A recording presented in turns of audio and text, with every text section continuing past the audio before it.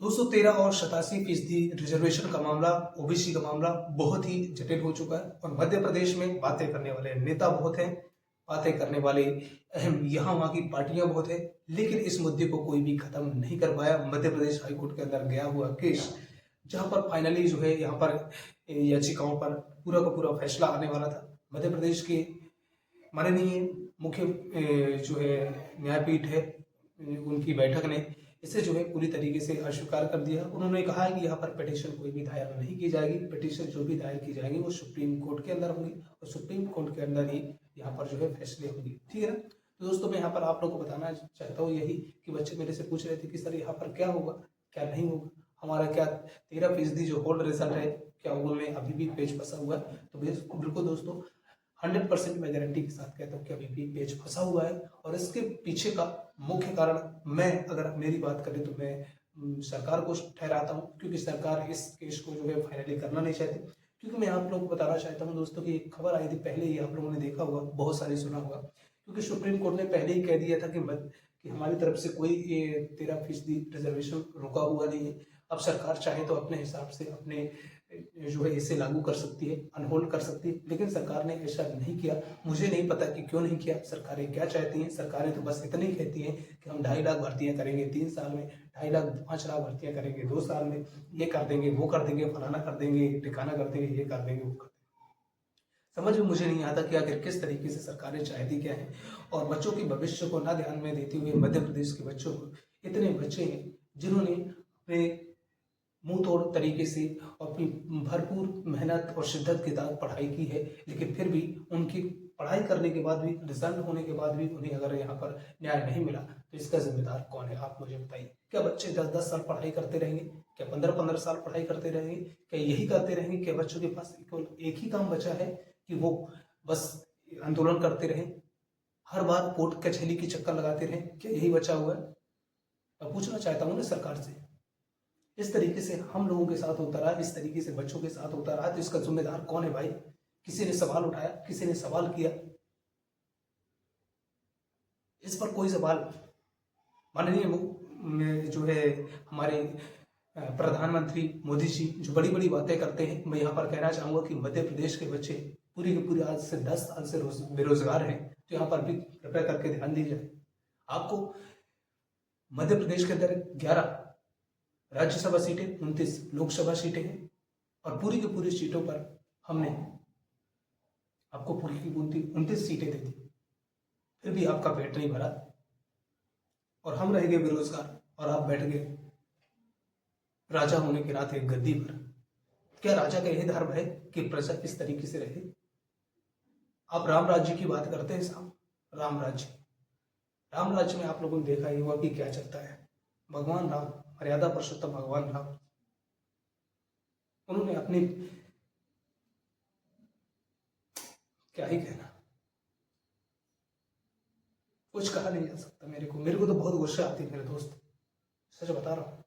13 और 87 का पेज हमेशा फंसता हुआ। आज जब से मैंने जाना लगभग 5 से 6 साल हुए, तब से मैं देख ही रहा हूँ। अब मैं क्या करूँ मुझे समझ में नहीं आ रहा।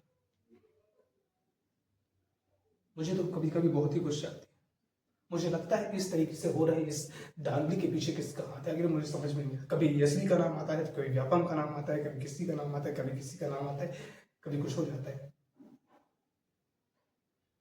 कभी पटवारी भर्ती के अंदर घोटाला हो जाता है, तो कभी फॉरेस्ट गार्ड के अंदर हो जाता है, तो कभी बिजली विभाग के अंदर हो जाता है, कभी महिला पर्यवेक्षक के अंदर हो जाता है, तो कभी पुलिस आरक्षक के अंदर हो जाता है। आखिर कौन सा ऐसा एग्जाम है जो मध्य प्रदेश का जिसकी औकात बताई जाए कि नहीं इसमें ऐसा नहीं हुआ। हालांकि चाहे वो एमपीपीएससी मध्य प्रदेश लोक सेवा आयोग की भी बात क्यों ना की जाए, अलग अलग कई तरीके से अगर एक बार एग्जाम करवा लेती है तो उसके पेपर के अंदर क्वेश्चन गलत हो जाते हैं। क्वेश्चन अगर सही हुए तो क्वेश्चन सही होने के बाद दो आंसर की जाती है, फिर दोबारा आंसर की जाती है, दोबारा आंसर की जाती है। किसी का मेरिट लिस्ट से नाम हटा दिया जाता है तो किसी के मेरिट लिस्ट में नाम जोड़ दिया जाता है। ये पता नहीं तमाम तरीके की बातें चलती है, आखिर क्यों चलती है? इन सवालों के जवाब किसके पास है? वो बच्चे जो अपने मतलब एक, मैं पिता की बात करूं, अगर एक पिता जिसका एक बेटा है उसने अपनी जमीन जायदाद बेचकर अपने बेटे को ये सोचा है कि ठीक है पढ़ा लिखा देते हैं, शायद हमारे आने वाले भविष्य में हमारा एक सहारा बने, कुछ करके कुछ करे और सहारा बने हमारा। क्या उस पिता के ऊपर क्या बीत रही होगी, क्या बीत रही होगी। और उस पिता क्योंकि पढ़ा लिखा नहीं है तो उसे क्या लगता है, और लोग यहाँ पर ताने मार ही रहे हैं, अड़ोसी पड़ोसी रिश्तेदार, कि तुम्हारा बेटा जाकर वहाँ इंदौर में गुलछर्रे कर रहा है, वहाँ दिल्ली के अंदर जाकर गुलछर्रे मार रहा है, ना तो तैयारी कर रहा और 10 साल से तैयारी कर रहा है, कुछ हो नहीं रहा। क्योंकि उन्हें तो मजे लेने हैं। तो कम से कम बच्चा सोच रहा है कि भाई एक काम करते हैं, अपने पिता का वो रखने के लिए कुछ न कुछ करने के लिए कुछ न कुछ करना ही पड़ेगा। तो इस एग्जाम के अंदर उतरा। क्यों? क्योंकि ये एक कॉन्स्टिट्यूशनल बॉडी है, इस पर भरोसा था उसे, पूरी उम्मीद थी, पूरी शिद्दत थी, लेकिन यहाँ पर भी मार खा गया। आखिर कौन सा एग्जाम है मध्य प्रदेश के अंदर की जो जिस पर कोई सवाल जवाब किया जा सके? कुछ कहने के 1387% का रिजर्वेशन का भाई मामला अभी तक पूरी तरीके से नहीं निपटा, पूरी तरीके से नहीं, कुछ भी नहीं हुआ और भी पेच फंस चुका है। और यहाँ पर जाने कि भविष्य में आने वाले भविष्य और मध्य प्रदेश के युवाओं का भविष्य क्या होगा, इस पर भगवान ही मालिक है, ब्रह्मा ही मालिक है, या फिर मध्य प्रदेश के वो 2 कौड़ी के लागू करने वाले लोग।